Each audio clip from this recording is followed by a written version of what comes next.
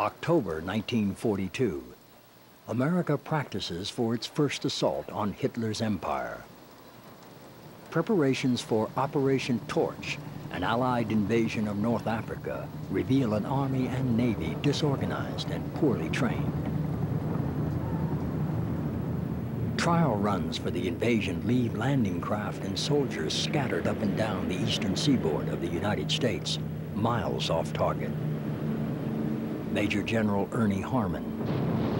If they can't find an objective in peaceful Chesapeake Bay, how are they going to find an objective in darkness on a foreign shore and under conditions of war?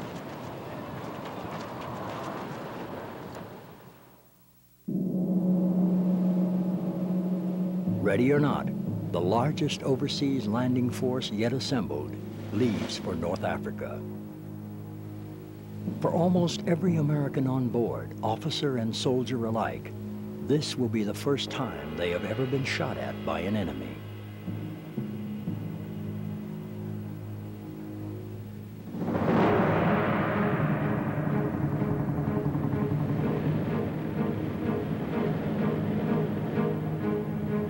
November 8th, 1942.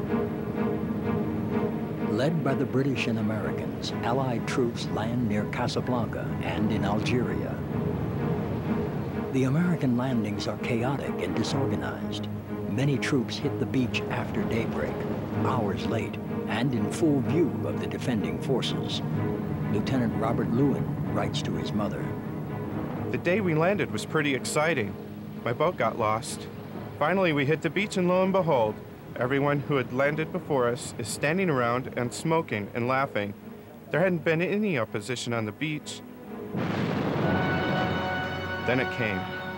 Guns opened on us, screaming shell fragments careening around. We dive into holes, and I get covered in camel dung.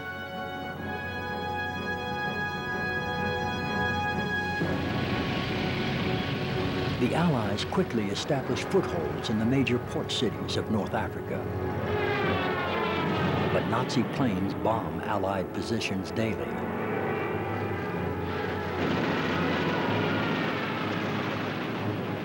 U.S. Army nurse Eugenia Retkowski. We disembarked and were quartered in large tents in a bivouac area. Suddenly, all hell broke loose.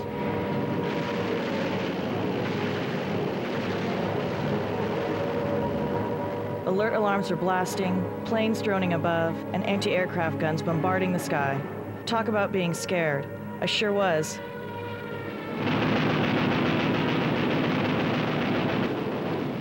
A British voice guided me to a bunker. He offered me a chair, a glass of wine, and a view.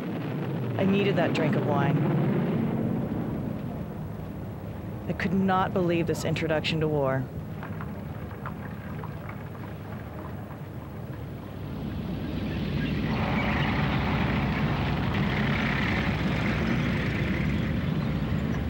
Tanks and men move eastward toward the mountains of Tunisia, where the German army is dug in with tanks and heavy artillery. The action is captured by Hollywood film producer Darryl Zanuck. Life out here is very elemental. You cannot wash or shave as frequently as you'd like, but somehow it doesn't seem to matter. You live under tension. This is no rehearsal. You are playing for keeps.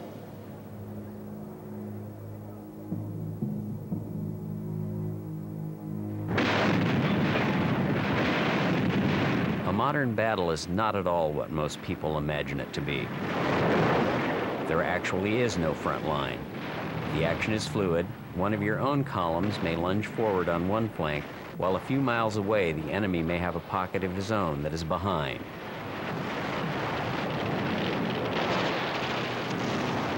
You rarely see the enemy tanks and our own tanks at one time. They do not rush at each other like a pair of knights on horseback. It is a strategic cat-and-mouse game.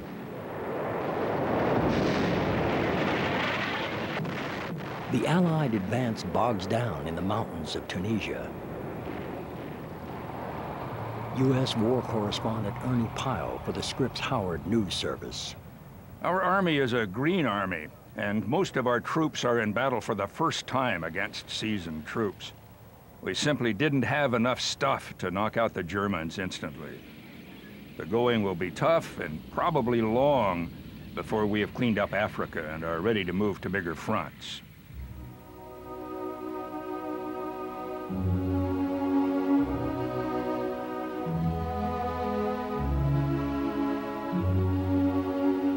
Eric Golub to his wife. You were telling me about hearing an all-Beethoven program which included the Fifth Piano Concerto. That's my favorite. I don't know what I'd give to be able to hear it. You'd be surprised how starved one can become for things like that.